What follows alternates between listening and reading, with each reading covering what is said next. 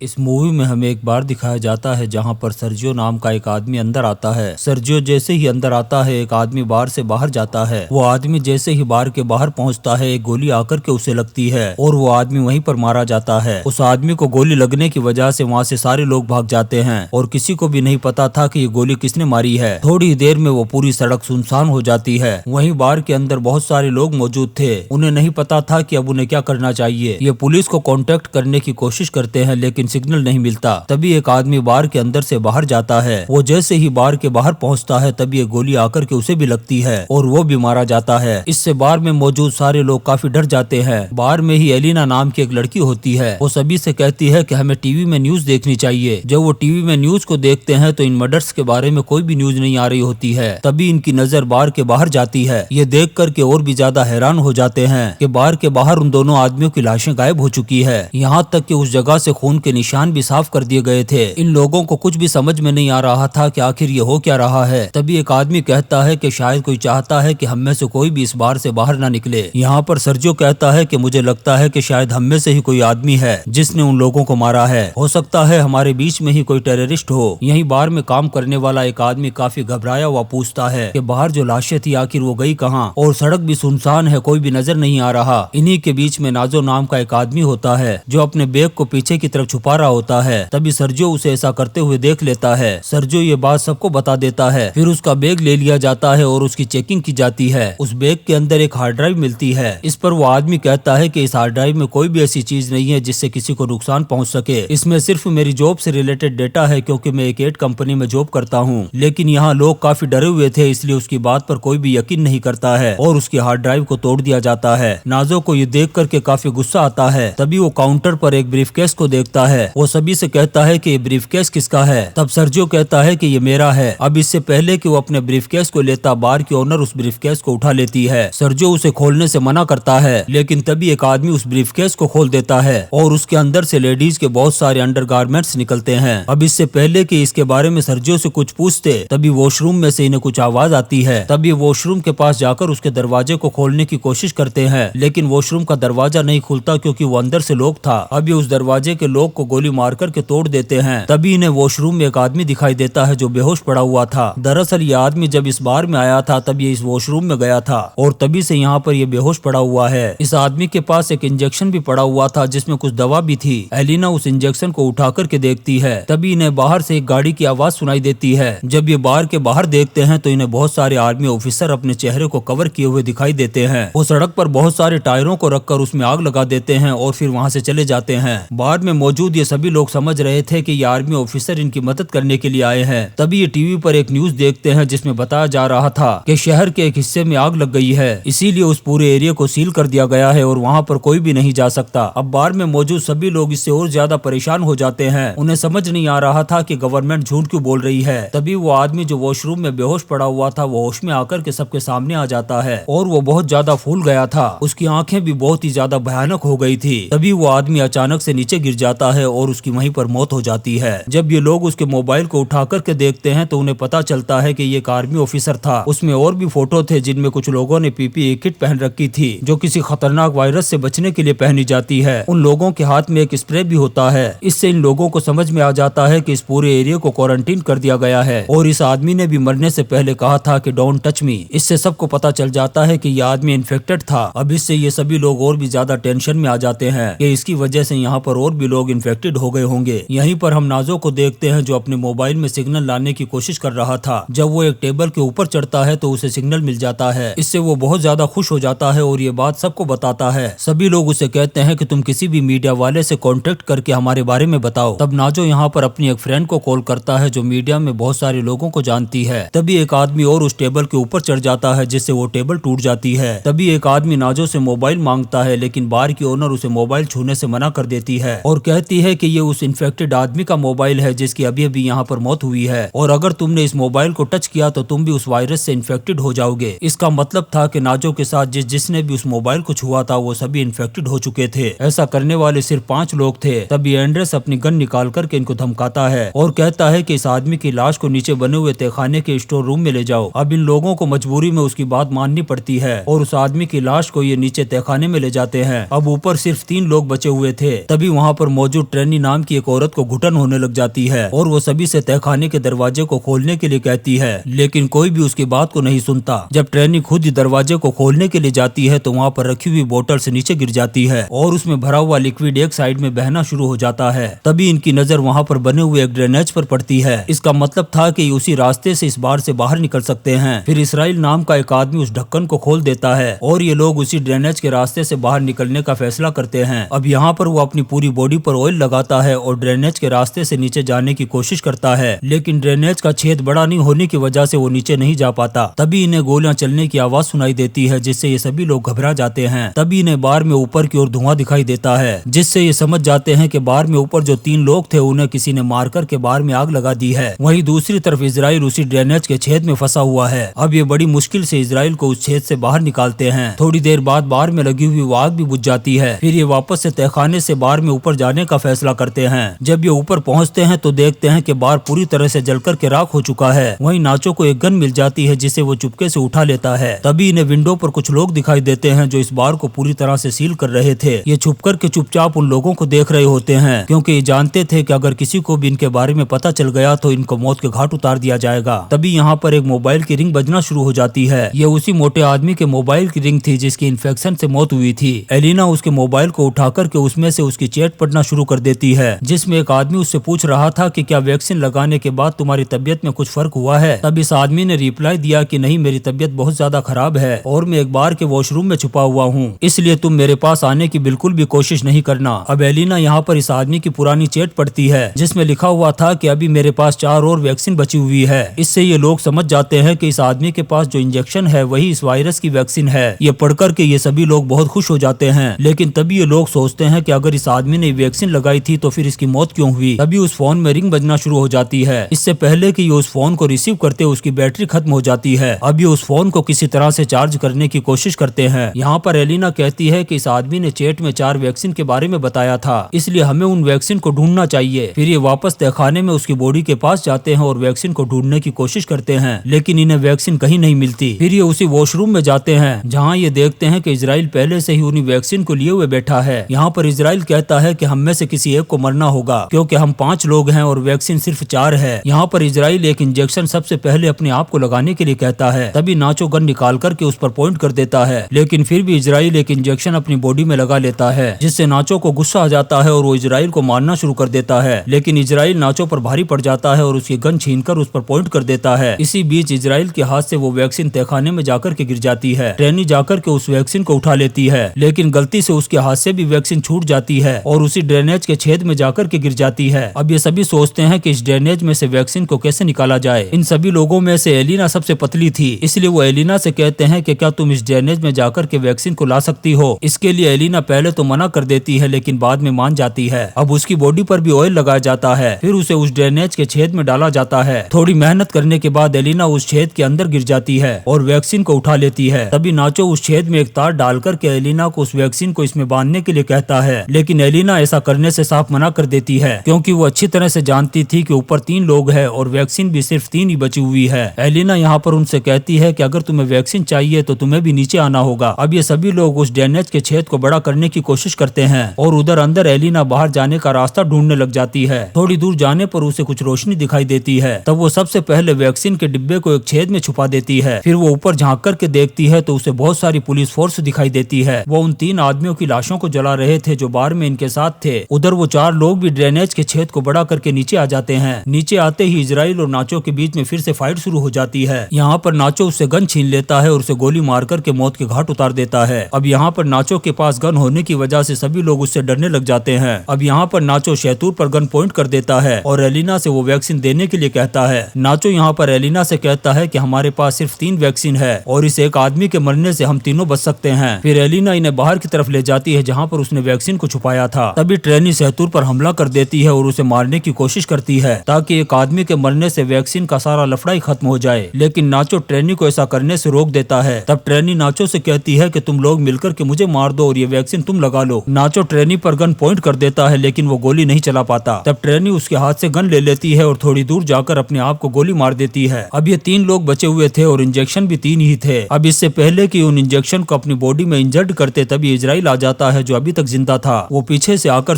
मजदूर पर हमला कर देता है और उसे जान से मार देता है। अब वो एलिना और नाचो को मारने के लिए भी उनके पीछे जाता है। तभी इनको सामने सीढ़ियां दिखाई देती है और ये भाग करके उसके ऊपर चढ़ने लगते हैं। तभी ऊपर चढ़ते हुए एलिना के हाथ से वो इंजेक्शन नीचे गिर जाता है। अब इजराइल भी उनके पीछे सीढ़ियां चढ़ रहा था, इसलिए वो इंजेक्शन लेने के लिए नीचे नहीं जा सकते थे। यहाँ पर नाचो अपना इंजेक्शन एलिना को पकड़ा देता है। तभी इजराइल नाचो का पैर पकड़कर उसे नीचे खींच लेता है, जिससे ये दोनों नीचे गिर जाते हैं और दोनों की मौत हो जाती है। और एलिना उस इंजेक्शन को अपनी बॉडी में इंजेक्ट कर लेती है और ड्रेनेज के ढक्कन को खोलकर बाहर निकल जाती है। बाहर उसे बहुत सारे लोग दिखाई देते हैं और गवर्नमेंट ने उस पूरे एरिया को सील कर रखा है। एलिना बिल्कुल भी होश में नहीं होती है और वो सुन्न होकर के आगे की तरफ बढ़ती है। तभी एक औरत आकर के उसकी बॉडी पर जैकेट डाल देती है। यहाँ पर हमें पता चलता है कि बाहर के वॉशरूम में जो आर्मी ऑफिसर इन्फेक्टेड था, इससे हो सकता है कि आर्मी कोई बायोलॉजिकल वेपन्स बना रही हो ताकि वो अपने दुश्मन देशों पर इस वायरस के जरिए से अटैक कर सके। लेकिन इसी वायरस को बनाने के चक्कर में इनका अपना ऑफिसर इन्फेक्टेड हो गया। उस आर्मी ऑफिसर के पास वैक्सीन भी थी, लेकिन वो बहुत ज्यादा बीमार होने की वजह से उस वैक्सीन ने उसकी बॉडी पर काम नहीं किया। जब आर्मी को अपने उस ऑफिसर के बारे में पता चला कि वो बार के अंदर है, तब उन्होंने उस पूरे एरिया को क्वारंटाइन कर दिया ताकि कोई भी वहां से बाहर ना निकल सके और उस वायरस को वहीं पर खत्म कर दिया जाए। इसके लिए चाहे उन्हें बहुत सारे लोगों की जान ही क्यों ना लेनी पड़े, क्योंकि कुछ लोगों के चक्कर में वो पूरे देश के लोगों की जान खतरे में नहीं डाल सकते थे, इसलिए उन्हें ये सब कुछ करना पड़ा। अब आप हमें कमेंट्स करके जरूर बताएं कि आर्मी का ऐसा करना सही था या गलत। और इसी के साथ ये शानदार मूवी द बार यहीं पर खत्म हो जाती है। दोस्तों, हम आपके लिए ऐसी ही इंटरेस्टिंग मूवीज एक्सप्लेन करते रहेंगे, तो आप चैनल को सब्सक्राइब जरूर करें और लाइक और कमेंट्स भी करें। Thank you.